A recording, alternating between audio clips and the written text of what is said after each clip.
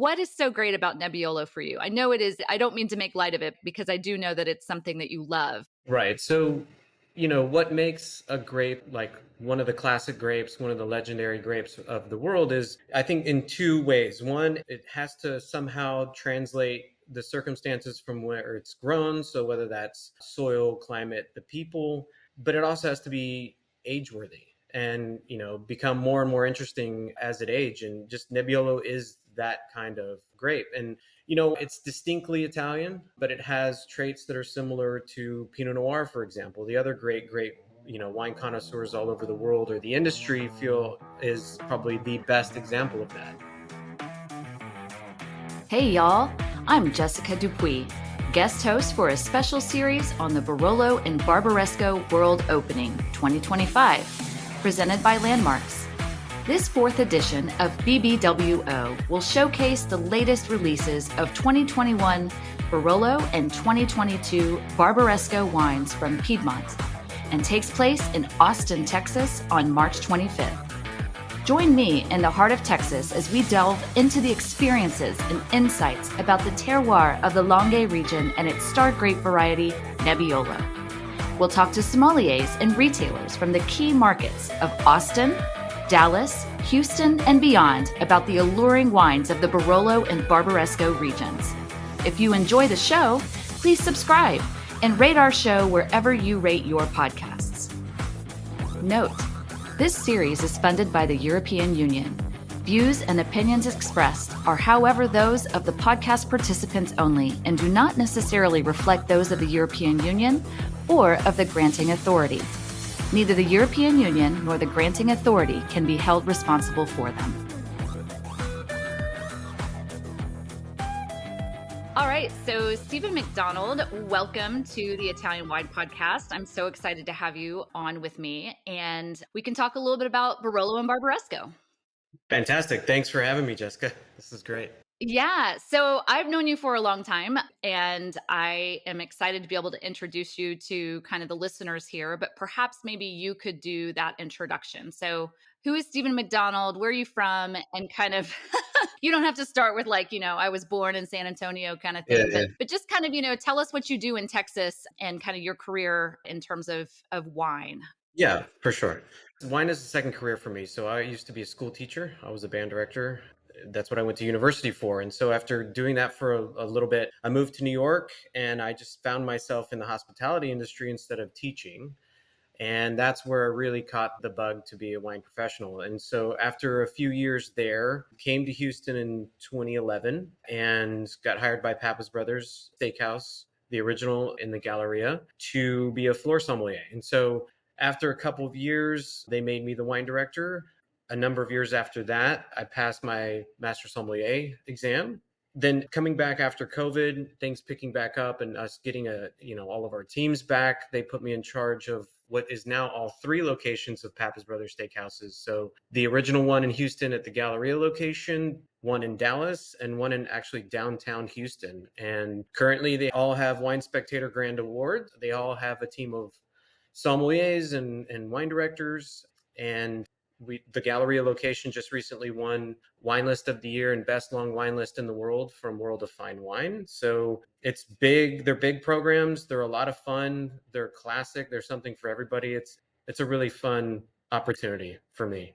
Okay, so I'm going to brag on this a little bit because we're both from Texas. We know these things, but Pappas Brothers Steakhouse, first of all, it's Texas. I think most people can quickly make the association that in Texas, steak is a big deal. So Pappas Brothers Steakhouse being probably one of the best steakhouses in all of the state. And as you mentioned, they have one Dallas, two Houston locations. And you mentioned the awards from Wine Spectator and World of Fine Wine in terms of the wine programs. And I just want to make sure that people understand that y'all's list, y'all's cellar is deep and wide, and not just in terms of selection of what's around the world, but also in terms of vintages, right? Like what are some of the vintages of things that you have? Some of the more like rare older vintages is like, for example, there's a bottle of Chateau d'Yquem 1811, right? At the Galleria location. And there's little things like that with either 100 or over 100 years age, at either of the locations. And it's just taken an incredible amount of first of all, capital investment, but just a lot of time to accumulate the types of products to fill out the wine list and to win some awards. So that was something that ownership was dedicated to almost from the beginning. Yeah, and that's kind of what I wanted to talk about too is just, in America, we think West Coast and East Coast have kind of like the big deal wine list, whether that's New York, LA, that sort of thing. But Texas is such a big wine market, particularly in Houston and Dallas. So I just kind of want to make sure we're shedding light on that. And I think that Pappas Brothers does such a great job in doing that for the state of Texas. And then one of the other things that I love about y'all's program is your mentorship. You guys have really groomed and brought up a lot of the great sommeliers in Texas over the years. Do you want to talk about that? Yeah, well, again, it's a testament to kind of ownership's dedication to education. And, in whatever form that comes in, whether it's a quartermaster sommeliers or WSET or however. And so just internally, we focus a lot on that, and we focus a lot on leadership and program organization. And so, yes, you're right. There are some people who've gone after their time at Pappas Brothers being a sommelier, gone on to be fantastic wine directors or pass whatever credential that they want to pass. And so all over the state, you're starting to see people running programs that came from Pappas Brothers sommelier team. So we're really, really proud of that. Yeah, it's pretty awesome. All right, so let's transition a little bit to the passions of Stephen McDonald. One being the fact that, you said you were a school teacher, but let's go ahead and bring a couple of things together here, which is that you weren't a band director, but your dad or somebody was a band director. Is that correct? No, he was a career band director, but I was a band director as well. You were as well. Okay. Yeah, so you went to university, played my instrument, toured with a show for a while, came back and finished. So that was everything leading up to age 22 or so was geared towards music and Okay. playing my instrument. Okay. So that's one passion. The other passion being the Nebbiolo grape. Right. Right. Yeah. So when those two passions collide, right? So when I stopped playing my instrument, there was just a whole load of other categories of music to get interested in. And I think like probably starting around 2015, 2016, got really passionate about hip hop. And then me and my buddy Frank Bullington were really into like the comedy side of hip hop. And so not just for Nebbiolo, but for the Aligote grape, for the Nebbiolo grape. We started writing these funny songs, putting videos to them, and they kind of circulated around the industry, but those were really fun. So yes, I do have the most viewed Aligote video on the internet currently, and maybe like the fourth or fifth most viewed Nebbiolo video on the internet. Which I love. And for the show, it will definitely be linked in the show notes. We want to make sure people have access to this wonderful musical edition from you. But transition into that. Like, what is so great about Nebbiolo for you? I know it is, I don't mean to make light of it because I do know that it's something that you love. What's so great about Nebbiolo to you? And potentially also talk about the place where it comes from or where it's known to come from. Right. So, what makes a grape like one of the classic grapes, one of the legendary grapes of the world is, I think, in two ways. One, it has to somehow translate the circumstances from where it's grown. So, whether that's soil, climate, the people, but it also has to be age worthy and, become more and more interesting as it ages. And just Nebbiolo is that kind of grape. And it's distinctly Italian, but it has traits that are similar to Pinot Noir, for example. The other great, great, wine connoisseurs all over the world or the industry feel is probably the best example of that. So as you're studying the whole world and you come across that, this grape has a really immense reputation, you start reading about where it comes from, you start tasting these wines, then you start having like kind of transitional or transformative experience with these wines, then you're completely locked in. And so Nebbiolo is one of those places where it does super well in really specific places. And whether it's Barolo and Barbaresco, other parts of Piemonte, whether it's other parts of the north, and when it's right, it's really right. But it's like can be elegant and like haunting and incredible with food and the kind of rare bottles that you can grab and taste with friends or collectors or unlike any of the other rare bottles that they are probably have in their cellars. So it's almost endless where you can stay fascinated with the grape. Well, I love that. And let's talk about kind of where it's known to come from. There are a couple of other place regions we could mention in Italy, but the biggest one being Piedmont, right? So, can you kind of explain that and how that region helps kind of contribute to the versatility of what Nebbiolo can do? Well, I think that, it just so happened that the hills, especially the south facing hills that are in the Langhe, happen to create some of the best examples. And I think if you rewound like, 100 some odd years, that, it was the places that are going to get right the best or the most consistently. And as everything's kind of warmed up and farming's gotten a little bit better, obviously just general consumer industry awareness of the grape and these territories have kind of grown. Then we start to look at places north of the Langhe, right? Like Alto Piemonte, like Gattinara and Gemme and Boca, and some of these places that are really kind of out in the middle of nowhere, so to speak. But because people came through those great examples from the Langhe, they're exploring all these other territories that can be really exciting and really much easier on the pocketbook than maybe some of the wines of the Langhe as well. I love that. And I think, just in talking about, for the grape itself, mentioning the ageability and complexity that Nebbiolo can offer, it can also offer approachability, and I think examples that you see from the Langhe, for instance, are really great kind of testaments to how versatile Nebbiolo can be. Right. And you exactly hit it on the head, where I think, there was an overall consumer trend or wine industry trend to seek out wines that were more elegant. And it just so happened to be something that Nebbiolo could do really, really well. And so, to put a more specific point on it, we saw, for example, some really great producers in Barolo and Barbaresco making Langhe Nebbiolo not as kind of some junior version of their bigger, serious wines, but just really fresh and fruity and approachable and quaffable, and in some cases a little lower in alcohol, but just really kind of fun and delicious and a little less expensive. And I think that's been a huge lift to the whole category because it follows along with consumer trends and industry trends. And they've been blessed. Well, that area specifically, if you take the last 15 or 20 years, they've had an incredible amount of successful vintages, compared to against Burgundy or Bordeaux to a certain extent. So there's just a lot more of it. The range of styles is really great, really awesome. And again, like overall, the trend is to make more transparent, more elegant wines, but still keeping that seriousness and that complexity that you need for ageability. Excellent. So let's dig into actually kind of those two iconic regions, I guess you would say, for Nebbiolo, which would be Barolo and Barbaresco. Kind of what are your thoughts of those regions and how did they become iconic in your mind?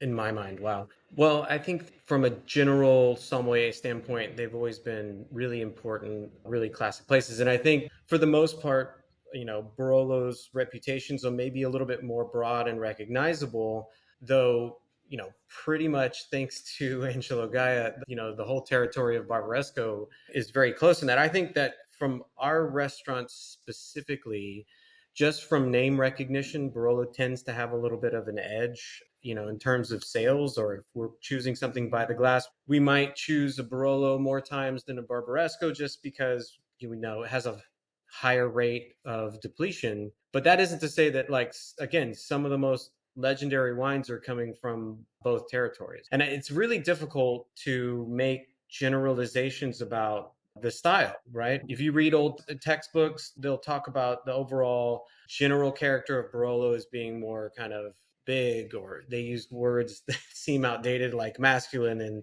Barbaresco being a little bit softer and more feminine. Again, I don't think you can make those types of generalizations anymore. And there's full range of styles in both territories, and people who have really excellent sites and really excellent farming, and those that are still trying to figure it out. Yeah. Yeah. I mean, and, we can't forget kind of historical trend benchmarkers in particularly the Barolo region, right? Like the traditionalists versus modernists in terms of, aging vessels and stuff like that, which I don't want to crack into that too much and create more more tension, but it does explain this diversity of styles as well. Right, exactly right. So, yeah, take those labels out of it because I don't think that's the conversation piece anymore. Yes. People who are being traditional versus modern. And the other thing that I think we should probably have with a grain of salt is as that territory like split up into or they designated MGAs single sites, is that we don't put too much more emphasis on single site wines versus wines that are blended over several sites. I think that's something we got to be really careful about. But we consistently compare it against Burgundy. And, those single sites, you have the Grand Crus and the Premier Crus, and everything sits in a nice kind of pyramid of quality. And I think, over time, there's been some of the most transformative examples of Barolo and Barbaresco that have been blends over different sites. There is something special about a single site wine for sure. But I think we just got to be real careful about how we perceive them and then how we price them, that we're not putting too much emphasis that they're of some sort of higher theoretical quality. Yeah, I like that. And I think that's really important, an important thing to note. I'm curious kind of what you're seeing in terms of that, like with Pappas Brothers and everything. What are some of the trends? Like you mentioned, like you might see more depletion with by the glass Barolo, for instance. But are there any other trends you can speak to in terms of what the demand is or interest is in Barolo Barbaresco either? Right. So, I find that people are still shopping by producer Okay. mostly. And so that's why, versus a Burgundian model where we might group it on the wine list by cruise. So you're going to see all the Charm Chambertins all grouped together regardless of producer. It's sort of the reverse as when we list Barolo and Barbaresco producers specifically. So you can find someone's, general Barolo, you can find all their single sites, you can find even their reservas in that same cluster of listings, because I do think that's how people are shopping. And you can help communicate to the guests more about their philosophy of winemaking as it's expressed in those single sites if you want to, right? Oh, this producer has a little bit of Canubi, and Canubi is considered like the Grand Cru, of all the single sites, even though it may be getting quite hot there, but that's a whole different story. And, introduce the guests to there. So what's exciting to see from a consumer side is that they're starting to recognize and ask for certain sites. But I think it's all was all based on like getting them into a producer maybe with a good story or good reputation, and then it's relatively easy to help them navigate to a successful vintage within the range of vintages that we have. So, it's nice to see the consumer engaging at several different points while they're shopping for serious Nebbiolo based wines, I think. Right. And just in terms of what your offering is, do you find that Italian wine in general, but then more specifically Barolo Barbaresco, command as much interest as, I mean, I know, we've talked about Burgundy, maybe Bordeaux. I mean, it's a steak restaurant, so the big reds are going to be in there, but kind of where do you see it fitting in? Yeah, I think specifically for Houston, they have a lot more French awareness, and their points of entry on Italian wines is sort of where they've traveled. And so they have traveled to, Tuscany, and they're starting to travel more to Piemonte. So you have better points of contact and points of excitement for the guests now than you did maybe even 10 years ago, Ah, because I think in general people are just traveling more. Now, if I were to go to Dallas, what's interesting about Dallas is that their kind of general average knowledge of Italian wine seems to be just a little bit more, and they're still kind of a real American California focused market, but they really do like their Italian wines and they kind of ask for them more. I think you still like if you have a guest that's interested in Italian wines, you're still up against the other great regions in the country. And so you are, pitting this against really great examples of Brunello, Ambrone, in some cases Tarazi, but and of course a lot of people are really excited about Etna and Sicily in general, a lot because they're traveling there more and also because they watch the TV show, right? So but all of those things are super helpful. I don't think I've seen a time when awareness of these territories and wines has been higher. So, like, I'm really encouraged as to where this is all headed. I love that. And I'm curious, just based on kind of what you know of Pappas Brothers menu, which yes, it's heavily on steak, but there's a lot of different ways you can cut that. Sorry, sorry for the pun. In fact, you and I a long time ago, I remember sitting down with Justin Van and gosh, was Jack Mason there? I can't remember on this, but like having a sherry dinner, right? Where like multiple different cuts of steak were paired with different sherries. And I'm curious, maybe if you could talk about like for you at Pappas Brothers, what do you want when you're going to pour? And this could just be you, or for some people who are just uber interested, what Barolo or Barbaresco is really a good pairing for some of the things that you guys have there? All of them. No, but we're obviously a really classic steakhouse that, we specialize in dry aged products. And so, I think the tendency would be, well, you would want a more marbled cut to go with higher tannins. And that's certainly true. The reality is that this menu is just high volume flavor, just across the board.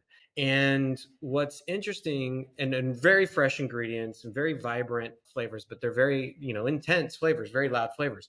And I think that echoes a lot into the ethos for the Italian table. And so it makes it such a natural fit for Italian wines because those wines are going to speak loud enough to hold up to any combination of really intense flavors. So, obviously a great one is lamb. We have a great lamb chop on the menu. And I make a kind of a reference to that in the song too, because I do think like aged Nebbiolo and lamb is a really special pairing.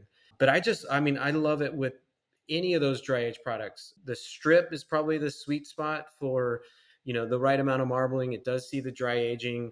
And you'd be surprised, like even the more kind of elegant, fresher examples of Barolo and Barbaresco will still hang in there. As those wines age, or let's suppose somebody's deciding to age in, some new oak and it kind of has a more hearty oak influence, just the intensity of those flavors are hanging in with the more earthy flavors of a dry aged product. So it's really the full range. We've done plenty of dinners with producers from Barolo and Barbaresco specifically and paired an entire menu. We have guests that come in and we'll do 3 or 4 examples in a row paired with their entire meal, which is a little tricky towards the beginning of that meal. But I think versatility there is probably one of its most valuable characteristics, just of those wines in general.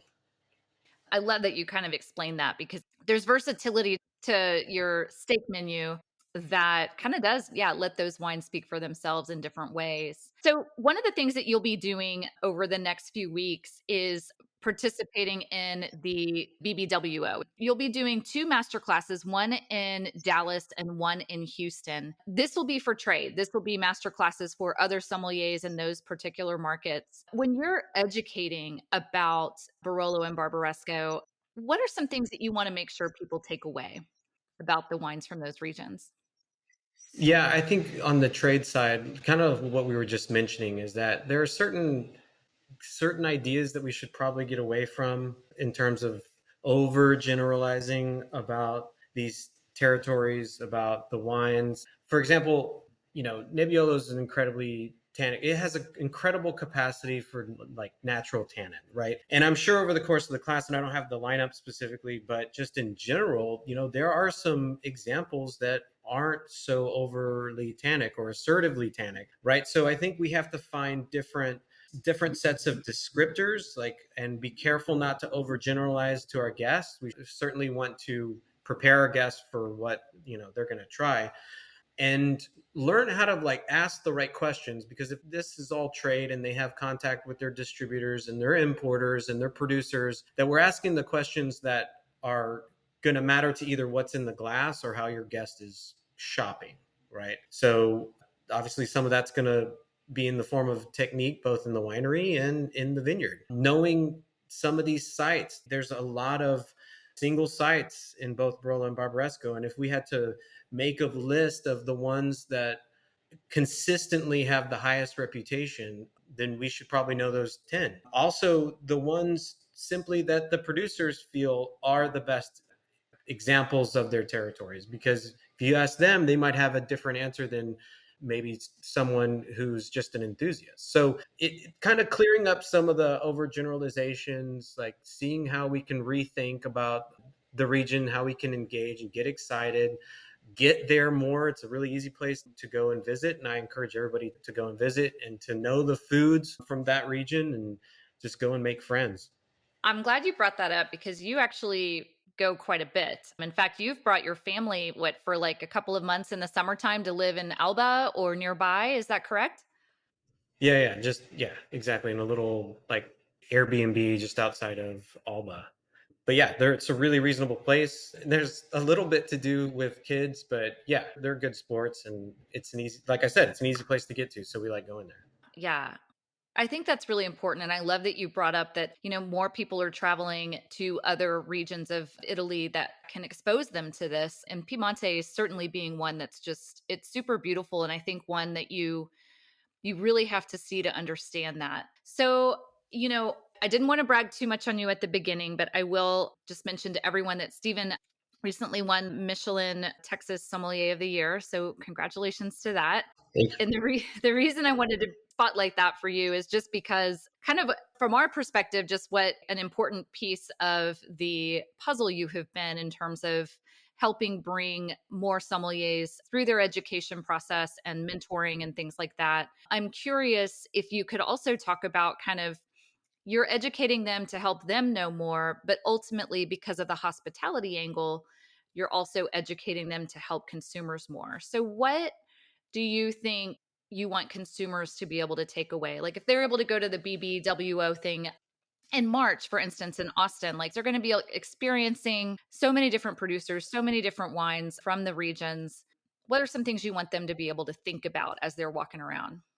A couple of things. First, I think that, a lot of these producers just make a really, really tiny amount of wine by comparison to some of their to the more famous regions, right? And I think that's something to keep in mind always, because I think to a consumer, a place like, Bordeaux might be in their mind as famous, but Bordeaux makes a bazillion times more wine than, say, the Longue does, right? So I think that that's something that you got to keep it kind of foremost in your mind as a consumer. Is like, man, it's really awesome that I get a chance to try these because, these don't get around very often. The other thing is like just a little basic vocabulary, right? So, knowing or being able to recognize, okay, well, this is a single site wine versus wine maybe with a fantasy name, knowing kind of what Longue means, right? Or Longue Nebbiolo. So you're able to understand that a little bit better. And then maybe have like a little understanding about the types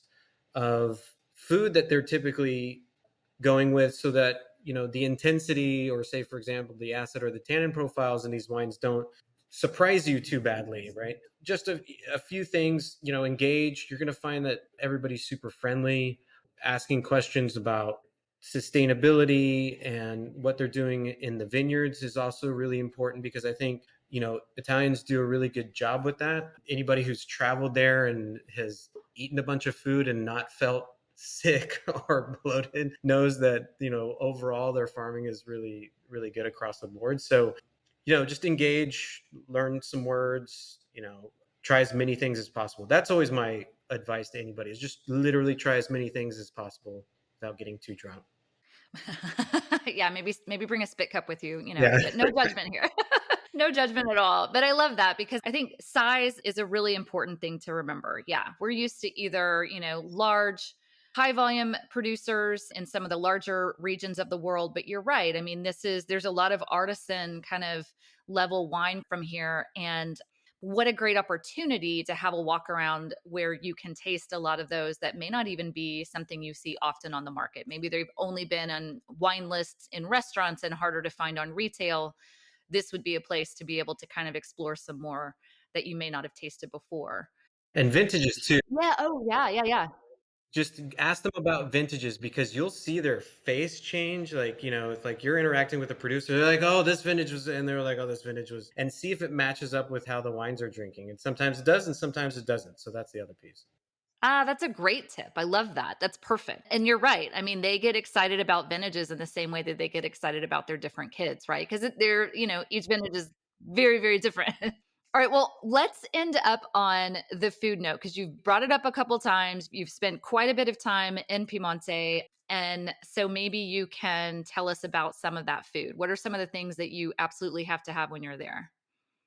Agnolotti, and so they make a Ah, kind of inched agnolotti there called agnolotti plin. Tyrine, so the skinnier noodles, typically in a meat sauce, and both do well, but tyrine, especially with like truffles, is pretty magical.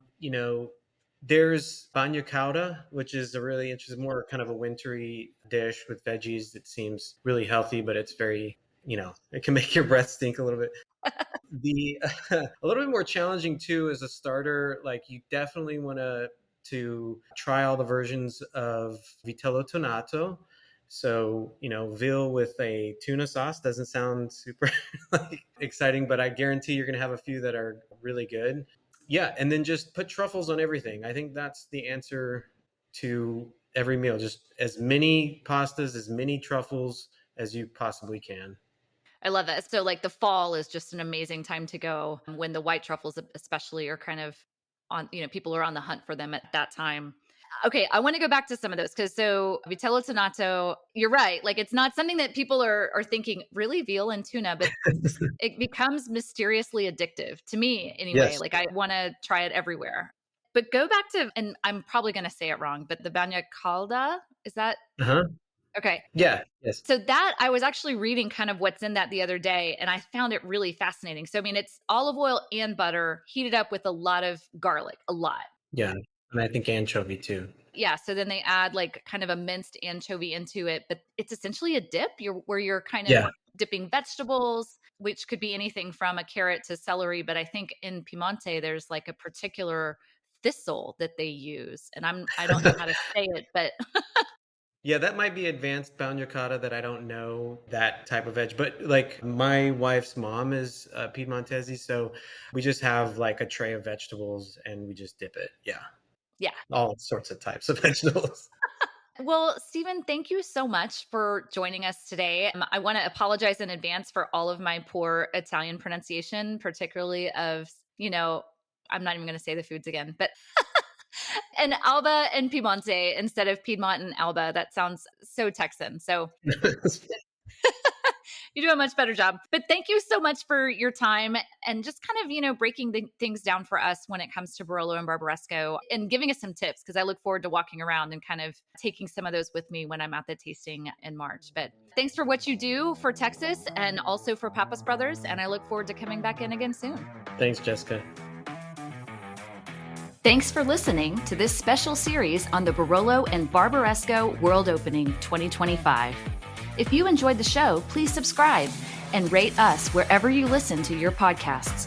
Special note, this series is funded by the European Union.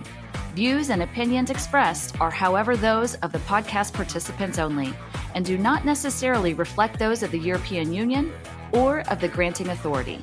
Neither the European Union nor the granting authority can be held responsible for them.